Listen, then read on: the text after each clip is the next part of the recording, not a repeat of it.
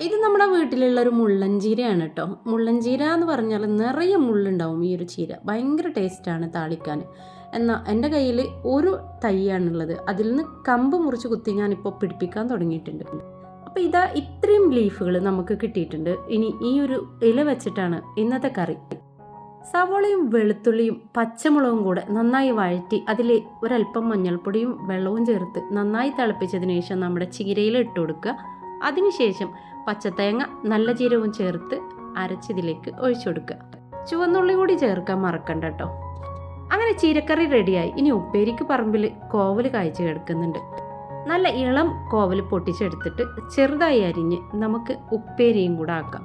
നല്ല ചെറിയുള്ളിയും പച്ചമുളകും എല്ലാം കൂടെ വഴറ്റി അതിൽ നമ്മുടെ കോവൽ ഉപ്പും ചേർത്തിട്ട് ഇളക്കി ഇതുപോലെ ടേസ്റ്റിയായ ഉപ്പേരി ഉണ്ടാക്കിയെടുക്കാം.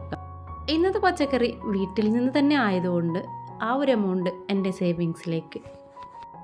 ഇതുപോലെ ഡെയിലി നിങ്ങളും സേവ് ചെയ്യാൻ നോക്കുക. വീഡിയോ ഇഷ്ടമായാൽ ലൈക്കും സബ്സ്ക്രൈബും മറക്കല്ലേ കേട്ടോ.